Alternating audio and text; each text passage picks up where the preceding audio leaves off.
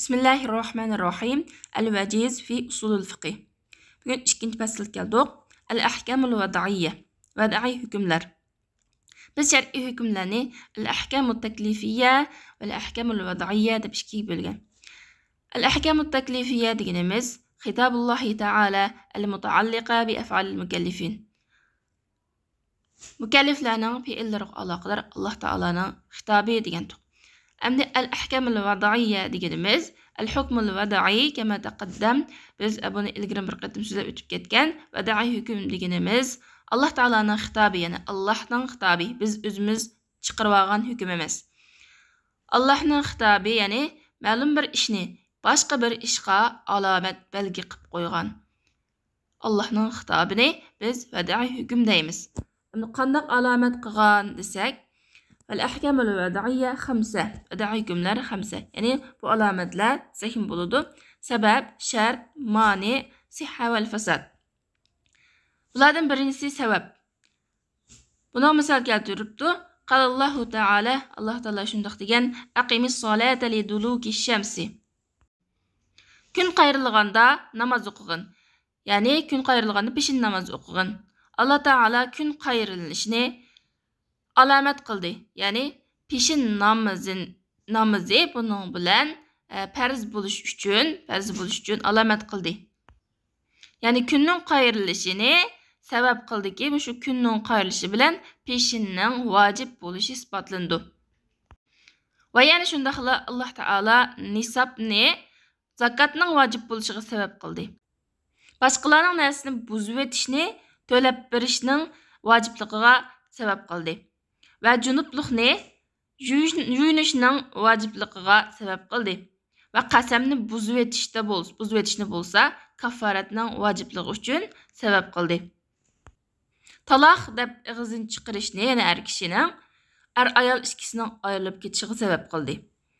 Ve yana tijorat kelishimini mal setuvag'uchi malga erishadiganga ega bo'lganligiga ve satqıçının pulga erişadiganligiga sabab qildi. Ve hazihil asbabu lam takun mujibatan li hazihil ahkam li zatiha. Bu sebepler bu hükümlerini özü vacib qilgan bo'lmasdan, balki şeriat vacib qildi. Masalan, junubluqni yuyunishni vacib qildigan bir narsa qildi. Yani junub bo'lsa yuyunish kerak dedi. Agar Alloh taolo xohlagan bo'lsa-da, şeriat xohlagan bo'lsa-da, uyquni yuyunishni vacib qilgan bir narsa qilgan bo'ladi, belgilagan bo'ladi. Lekin shariat uyquni yuyunishni vacib qilgan bir narsa qilmadi.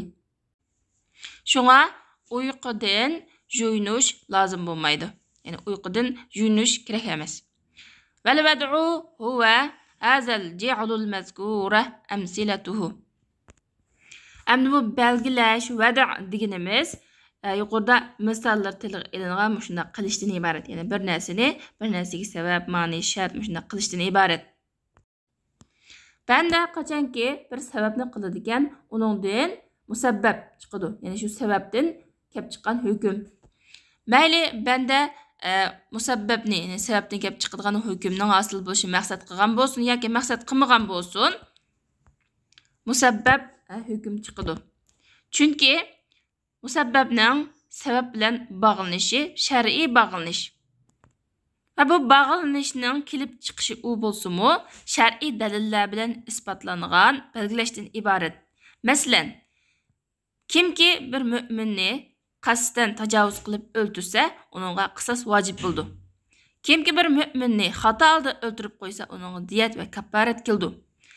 Kimki taloq qilsa, taloq qilish bilan ayol ayrilib ketadi.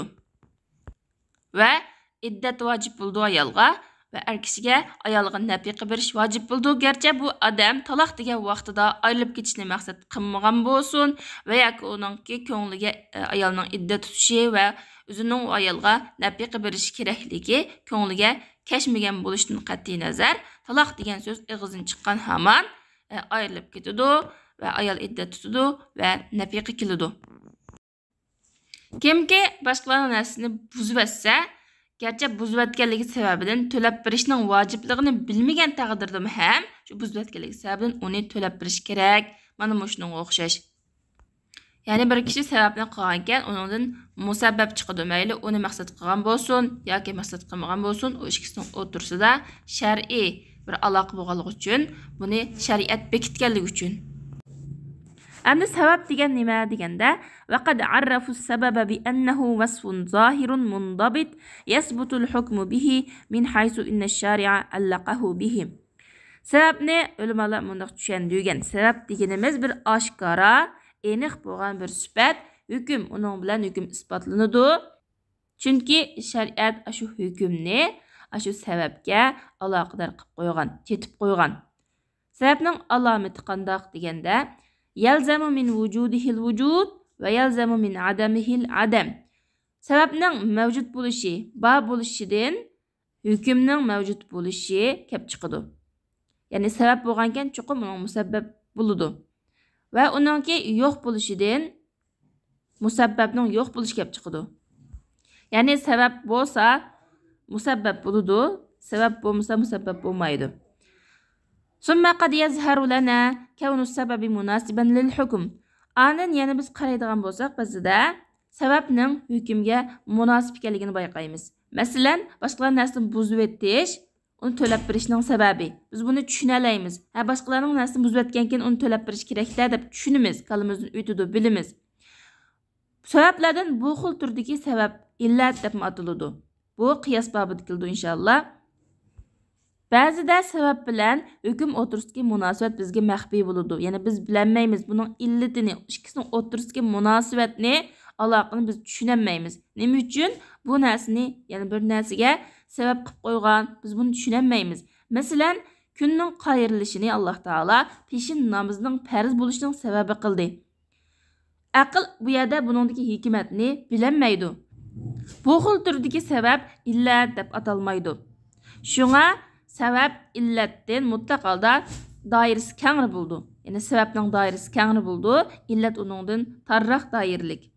Ya'ni illat bo'lsa, biz sabab bilan musabbab o'tirsidagi munosabatni, hikmatni bilamiz, tushunamiz, aqlimiz uni bilishga qodir bo'la oladi.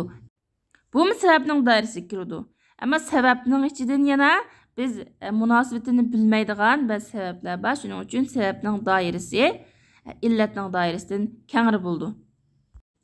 Vaqad yakunu shay'u sababan li ghayril wujub. Ba'zida bir shay, bir ish, bir narsa vojiblikdan boshqa bir hukm uchunmi sabab bo'la oladi. Masalan, mas qilish aroqning harom ekanligining sababi va zurriyat o'lik narsani yeyishning halol ekanligining sababi va yaqin tuqqandochilik valilikning, masalan, ayollar to'y qilgan vaqtda vali ketadi. Valilikning va miros ilishning sababi. Va yana urug' tuqqandochilik, sil rahimni ulash, yaxshilik qilishning sunnat ekanligining sababi.